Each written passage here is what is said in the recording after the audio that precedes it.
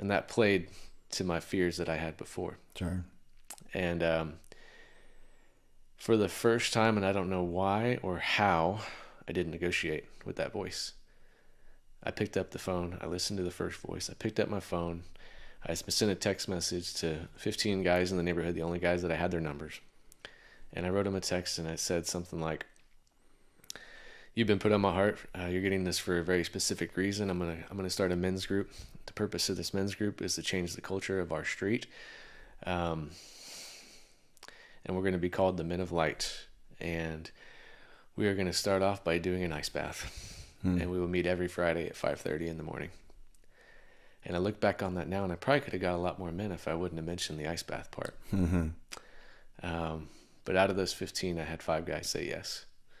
And out of us 6 guys that started in Men of Light, 4 of us are still together in the group. The group has grown, like you said, to a little over 20 that meets in my home every Friday at 5:30 a.m. And about 5 months ago, God put a vision in my heart to grow Men of Light. And so the vision now is not only to change the culture of the street, but help other men do the exact same thing. And we're going to have 100 Men of Light groups in less than 10 years. Love that. And I actually heard 1 year. That was Steve Weatherford's vision for the group. I'm still saying 10 years, but hey, it could happen because of guys like you, because of guys like Steve, because of guys like Nick and Garrett who are in support of it as well. Yeah. How many groups satellite groups are there? In this next book, we'll have 9 total groups. 9 satellite groups that are going to have anywhere between 15 and 20 men per. There's no size constraints. Some guys start with 4. Some guys start with 12 or 15. But those guys all meet on a weekly basis. I empower them and I enable them on Thursday mornings, the leaders. We talk about last week how it went. We talk about takeaways from this week's reading. We talk about challenges and give advice and honestly share our own God stories as well, so the leaders can all grow from each other. Yeah. And then in those 9 groups, it represents 7 different states across the U.S. And, so cool.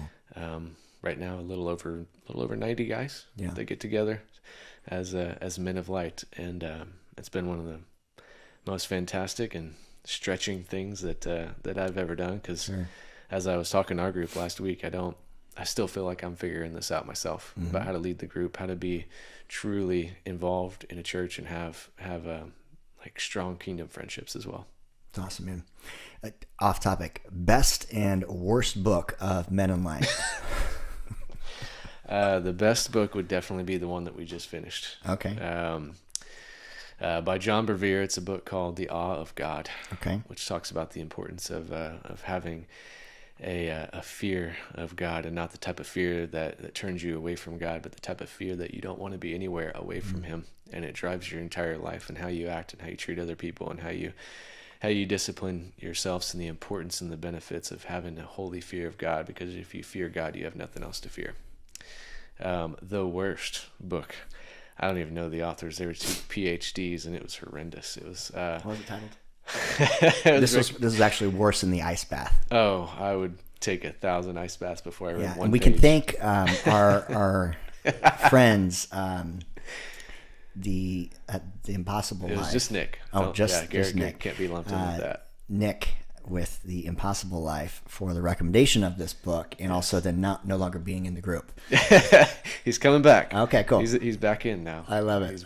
He dropped the book bomb, and it was How to Read the Bible for Everything It's Worth. Yes, which sounds like a great book. Yeah. It was like reading drywall. Yes, they totally missed their purpose. Yes, it was a very difficult and challenging read, but it was also a great reminder, just like the ice bath. You do it, you commit to it, and you push through it, and great sleeping material, though. Oh man, it's a really great testament to what makes a successful men's group, though. Mm-hmm. And one of the reasons why Men of Light has lasted 2.5 years as it has, and it'll last forever, is that once you can make a commitment to something, you finish it. Yeah.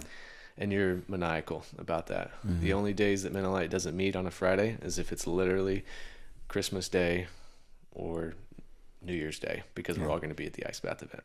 Yeah, I love that. Every other Friday we're meeting. Even if I'm on vacation or out of town, I still open up my house. The guys have the keys to my front door. They open up the house the exact same way, have the exact same meeting, even if I'm not involved. I love that. I love, and some of the ground rules for being a part of this this Friday morning mafia tribe is you are not allowed to quit unless you do it in person. Yes. And so you have to do that in person. The recommitments are all done in person. And I think we just established a new rule this morning that if you don't show up 2 weeks in a row, we can kick your door down.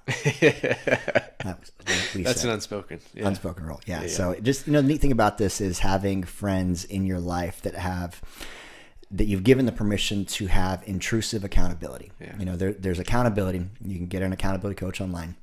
You can track your macros, check in the app, all that stuff, and have accountability, and that's great. Intrusive accountability says, I intimately care about your head and your heart. I know you. I've seen the color of your carpet. I know I have your wife's phone number. I have got GPS turned on and like knowing where you are. We've got accountability in that place just so that I stay on track, because guys are knuckleheads, and it's so easy to drift and to shift and to just like, I'm just gonna disappear for a little while. Yeah. And then once that starts happening, you start to repeat the vices, the drinking, the drugs, porn, whatever it is. But to have guys in your life that you've given permission to be intrusively accountable, to call you forward, call you out,